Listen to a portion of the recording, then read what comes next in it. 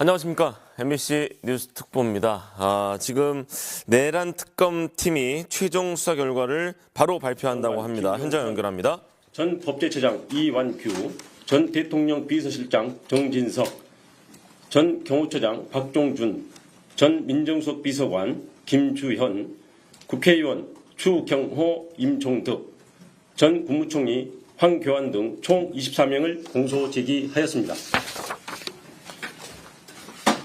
비상계엄을 선포할 명분을 만들기 위해 비정상적 군사작전을 통해 북한의 모력 도발을 유인하였으나 북한의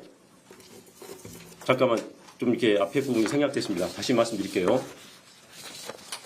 수사한 결과 윤석열 등은 2023년 10월 전부터 비상계엄을 준비하였고 군을 통해 무력으로 정치활동 및 국회 기능을 정지시키고 국회를 대체할 비상입법기구를 통해 입법권과 사법권을 장악한 후 반대 세력을 제거하고 권력을 독점 유지할 목적으로 비상계엄을 선포한 사실을 확인하였습니다. 비상계엄을 선포할 명분을 만들기 위해 비정상적 군사작전을 통해 북한의 무력 도발을 유인하였으나 북한이 군사적으로 대응하지 않아 실패하였고 이에 윤석열, 김용현, 노상원, 여인영 등은 국회에서 이루어지는 정치활동을 내란을 획책하는 반국가 행위, 반국가 세력으로 몰아 비상계엄을 선포하였습니다.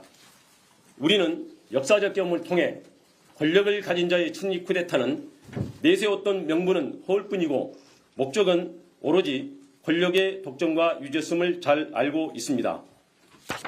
윤석열은 취임과 함께 대통령실을 용산 군기지 내 합동참모본부 청사 바로 옆 국방부 청사로 대통령 관저를 한남동으로 이전하였습니다. 그 결과 대통령이 군 지휘부와 함께 군 기지 내에 위치하게 되었고 대통령과 경호처장 지척에 국방부 장관과 합참의장 공간 등 주요 군 지휘부의 공간이 이치함에 따라 대통령과 군이 밀착되는 여건이 조성되었습니다. 특검은 김용현과 수시로 만나면서 계엄을 준비한 전 정보사령관 노상원으로부터 입수한 수첩과 방첩사령관 여인영의 휴대폰 메모 등 객관적 물적 자료와 관련자들의 진술을 통해 2024년 4월 제22대 총선 훨씬 전부터 윤석열은 김용현과 김용현은 노상원 그리고 여인영과 비상계엄을 순차 모의하고 준비해온 사실을 확인하였습니다. 김용현과 노상원은 2023년 10월 군 인사를 앞두고 육군참모총장, 방첩사령관, 지상작전사령관 등 군 인사 방안과 비상계엄 시 진압군이 될 수 있는 구사단과 34단에 대하여 논의하였고 2023년 10월 이후 그들의 논의한 대로 육군참모총장 박안수, 방첩사령관 여인영, 구사단과 34단을 관할하는 지성작전사령관이 보임되었습니다. 윤석열과 김용현 등은 그 이후 비상계엄 시기를 총선 후로 확정한 후 총선 결과에 상관없이 비상계엄을 결행하되 그 방법을 어찌할 것인가 등을 논의하였고 2024년 3월경부터 안가와 관저 등에서 만찬 등을 통해 비상계엄에 동원할 방첩사령관 여인영, 수방사령관 이진우, 특전사령관 곽종건 등 군사령관들을 상대로 우호적이지 않게 전개되고 있는 정치 상황을 종북 좌파 등에 의한 국가적 이의 상황으로 인식하도록 유인하면서 군이 나서야 된다는 등 비상계엄 필요성에 대한 인식을 공유시키고 비상계엄에 대한 윤석열의 의지를 주지시켰습니다. 그 과정에서 윤석열과 김용현은 2023년 7월 나토 정상회의 참석을 마치고 들린 화해회에서 동행한 강호필 합참차장에게 한동훈은 빨갱이다. 군이 참여를 해야 되는 것 아니냐며 한동훈에 대한 적개심과 비상계엄의 필요성을 말하였고 이에 강호필이 국방장관 신원식 합참의장 김명수에게 윤석열의 발언을 보도하자 신원식은 김용현에게 계엄 반대 의사를 강하게 표명하였고 윤석열은 국방장관을 신원식에서 김용현으로 전격 교체하였습니다.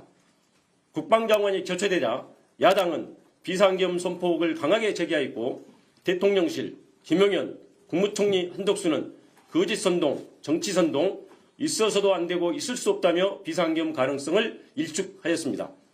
그러나 김용현과 함께 비상계엄을 준비한 노상원은 2024년 9월 9일 정보사 관계자를 직접 접촉하여 특수요원 중 사격 잘하고 폭파 잘하는 요원 7, 8명 선발을 요청하는 등 인력 자출을 시작하였습니다. 그리고 적 행동이 먼저임, 전시 또는 경찰력으로 통제 불가 상황이 와야 함, 단기간에 효과를 볼 수 있는 천재일우의 기회를 찾아서 공략, 불안정 상황을 만들거나 또는 만들어진 기회를 잡아야 체면이 손상되어 대응할 수밖에 없는 타겟팅 등 여인영의 휴대폰 메모와 관련자들 진술을 통해 윤석열, 김용현, 여인영이 비상계엄 선포의 명분을 만들기 위해 북한의 무력 도발을 위할 목적으로 2024년 10월부터 다양한 비정상적 군사작전을 실행한 사실을 확인할 수 있습니다. 그러나 합참의 소극적 태도, 우크라이나 파병 등으로 북한이 무력 대응에 응하지 않아 비상계엄 명분 확보에 성공하지 못하였고, 이에 윤석열 등은 당시 정치 상황을 활용하여 행정과 사법 기능 마비 등 계엄 선포 사유가 없음에도 야당의 입법 및 공직자 탄핵과 예산 편성을 행정과 사법 기능을 마비시키는 내란에 해당하는 반국가 행위로 몰아 반국가 세력을 신속히 척결한다는 명분으로 2024년 12월 3일 심야에 비상계엄을 선포한 것입니다. 김용현과 비상계엄을 준비한 노상원의 수첩에 차기 대선에 대비 모든 좌파 세력 붕괴, 행사 후 국회 정치개혁, 민심관리 1년 정도, 헌법 개정, 국가안전관리법 제정, 선거구 조정, 선거법 박탈, 최상목 지시 문건에 국회에 전입되는 예산 차단, 국가비상 입법기구 예산 편성, 이상민, 조지호, 김봉식 지시 문건에 5개 언론사 단전 단수, 민주당사 봉쇄, 여인영 메모에 정치인 체포 명단, 체포정 운영을 통해서 윤석열 등은 무력으로 정치활동 및 국회의 기능을 정지시키고 국회를 대체할 국가비상 입법기구를 통해 입법권과 사법권을 장악한 후 반대 세력을 제거하고 권력을 독점 유지할 목적으로 비상계엄을 선포했음을 확인할 수 있습니다. 검찰총장 재직 시 집권당과 대립하다가 검찰총장직에서 물러나 2021년 6월 29일 대통령 출마 선언하면서 집권당을 거대 의석을 가지고 자유와 법치를 부정하는 세력으로 규정한 윤석열은 2022년 11월 25일 국민의힘 지도부와 하는 만찬 자리에서 비상대권이 있다, 총살당하는 한이 있더라도 싹 쓸어버리겠다 라며 정치적 반대 세력에 대한 적대감을 드러낸 사실이 있고, 2024년 7월 강호필 합참 차장에게 자신이 법무부 장관으로 임명하였던 국민의힘 당대표 한동훈을 빨갱이다 라고 말하고, 2024년 10월 1일 군사령관들과의 만찬 자리에서는 한동훈을 잡아오라, 총으로 쏴 죽이겠다 라고 말하였으며 마음에 들지 않는 법관을 체포하려 하였습니다. 이러한 사실을 통해 윤석열이 신념에 따른 것이 아니라 자신을 거스르거나 반대하는 사람을 반국가 세력으로 몰아 비상계엄을 통해 제거하려 한 사실을 확인할 수 있습니다.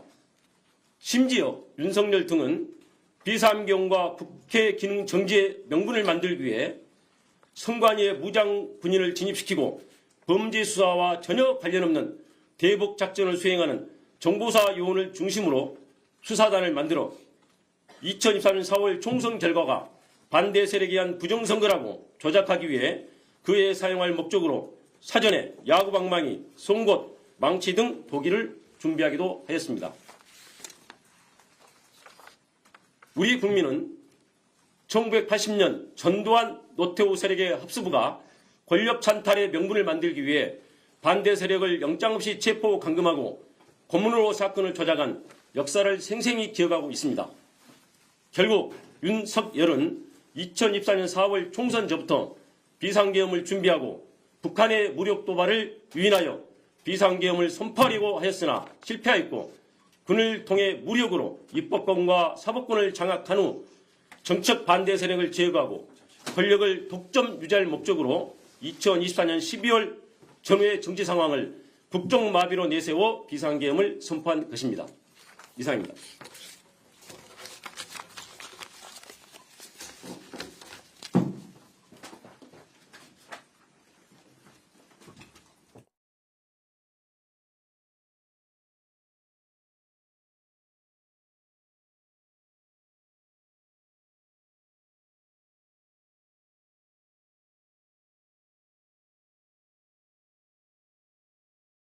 지난 상황인데요. 법조팀의 구나연 기자와 함께 발표 내용을 정리해 보겠습니다. 그동안 박지영 특검보는 우리가 뉴스에서 많이 봤는데 조은석 특검이 직접 나온 건 처음 아닌가요? 네, 맞습니다. 조은석 특검이 오늘 6개월 만에 공식 석상에 등판을 해서 방금 최종 수사 결과를 직접 발표를 했는데요. 예.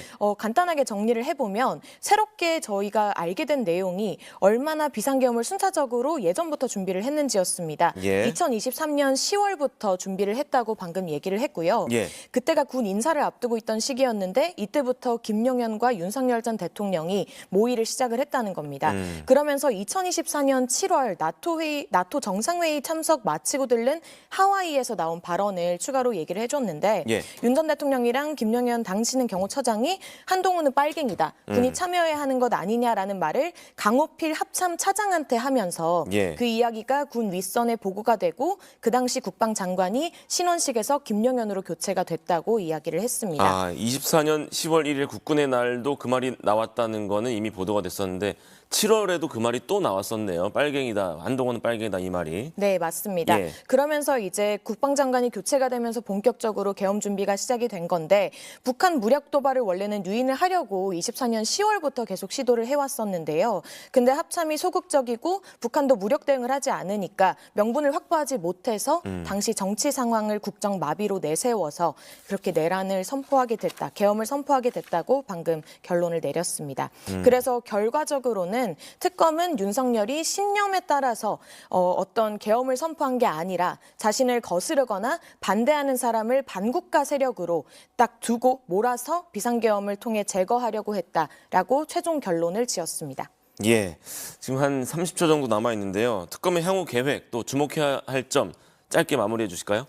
네, 일단 앞으로 계속 재판이 진행이 되다 보니까요. 특검 일부 인력이 공소유지를 위해 남게 됐는데 당장 오늘 노상원 전 정보사령관에 대한 선고도 예정이 돼 있고 그렇죠. 이제 1월에 한덕수 전 국무총리를 시작으로 1심 선고가 줄줄이 예정이 돼 있습니다. 그래서 윤 전 대통령의 내란 우두머리 혐의 관련해서 유무죄 여부와 형량이 어떻게 나온지를 주목을 해보고 저희는 그렇게 그걸 가늠자로 삼아서 윤 정부의 핵심 인사들이 어디까지 법적 책임을 물게 될지를 계속 지켜봐야 될 것 같습니다. 예. 그리고 또 재판 과정에서 의미 있는 마무리해 주시죠. 새로운 증언들이 나올 수 있어서 그 부분 관련해서도 구체적으로 얼마나 더 규명이 될지 지켜봐야 될 것 같습니다. 알겠습니다. 구나연 기자였습니다.